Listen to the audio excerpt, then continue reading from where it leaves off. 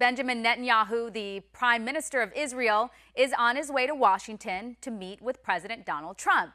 This will be the first official meeting between the two since Trump took office. Now, the meeting with Trump is expected to set the tone for the American-Israeli relationship, which was very frosty under President Barack Hussein Obama. So, what can we expect? Joining me now, the founder of the American Truth Project, Barry Nussbaum. Barry, what do you think is going to happen this week? He's on the way. We know that Trump and Netanyahu have a pretty decent relationship. I believe several years ago, Trump even endorsed Netanyahu publicly. Also, Netanyahu has said some very nice things about Donald Trump. Is this going to be a love fest? I think in the beginning, Stephanie, it's going to be, oh my gosh, we have an American president that likes me and likes Israel. That's obviously Bibi's tact when he lands in Washington. They are old friends, Stephanie. They've known each other for a long time. There's a lot of both mutual respect and admiration between the two leaders. And I think the number one thing that's going to come out of the first 5 minutes of that meeting, and you'll see it in the post-meeting press conference, is a reestablishment of the friendship of the head of the two countries, which has been literally gone for 8 years. Number one, let's be friends. Let's have our countries back on the same page. Yeah, and you think about the relationship between Benjamin Netanyahu and Obama. I mean, there was, Obama would snub Netanyahu, Netanyahu would snub Obama, but it was really because Obama did not appreciate or respect our ally with Israel. I mean, this is really one of the only countries we can count on. And so we have video of, this was Benjamin Netanyahu after Obama stabbed him in the back in December when it came to the Israeli settlements and the UN vote. Roll tape. Now I must express my deep disappointment with the speech today of John Kerry. A speech that was almost as unbalanced as the anti-Israel resolution passed at the UN last week. In a speech ostensibly about peace between Israelis and Palestinians, Secretary Kerry paid lip service to the unremitting campaign of terrorism that has been waged by the Palestinians against the Jewish state for nearly a century.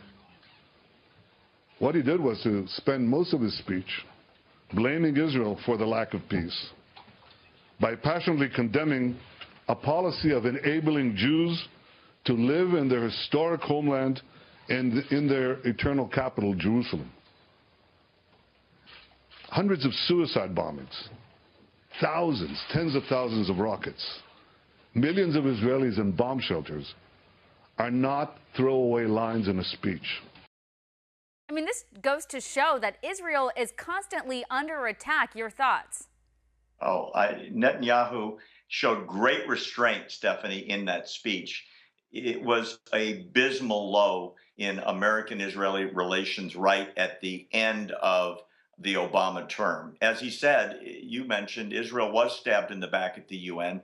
For the first time, the United States and its ambassador at the UN allowed Israel to be condemned in a bizarre gang-up led by Arab countries. You know, you go back over the last 8 years, Stephanie, the amount of disrespect shown the prime minister of our closest ally in the Middle East is unprecedented in American history. Get this. Here's like my top three. Obama invites Netanyahu to the White House at a certain time. Netanyahu shows up a little bit early and is kept on the couch for an hour outside the Oval Office with no explanation. Why? Obama wanted to show him disrespect. Number two, he is invited by the Congress for a joint session to address them, and Obama levels an incredible attack on Netanyahu, urging his very closest people not to attend, not the least of which is then at the UN, he pulls out his entire staff and the ambassador to show disrespect. Number three, in the last Israeli elections, what happened? Obama's State Department spent money on a lobby group inside Israel, American money, to defeat Netanyahu at the polls. These sorts of things don't happen with our enemies, let alone our closest ally. Can you imagine how relieved Obama Netanyahu is going to be going to the White House and having somebody that likes him as president of the United States? Yeah, it was pretty hypocritical of Obama to criticize Russia when he was trying to meddle with the elections in Israel. And you look at this week, they're going to definitely talk about the Iran nuke deal. I mean, that can't be avoided in this conversation. What do you think? Oh, yeah, I think that's going to be topic number one after they give their high fives and hugs at the beginning. Quite frankly, Netanyahu has been pleading with the United States for a very long time to take a real cold, hard look at what we, the Americans, are doing in regards to Iran. When Obama pushed it through on procedural loopholes over the objections of both houses of Congress and the American people who were heavily against the Iran deal, he said, "You'll see, I'm right. We're going to have a whole new relationship with Iran." It's a complete fabrication. They've been kidnapping Americans. They've been harassing our warships in the Persian Gulf.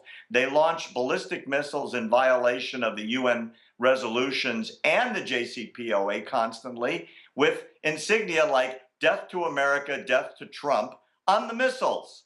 So absolutely, they've been empowered now with billions and billions of American dollars, and they're spending it on terrorism. This will go down in history as the worst deal ever made regarding foreign policy since our country was founded. I hope Trump does what he says, which is figures out a way to reset.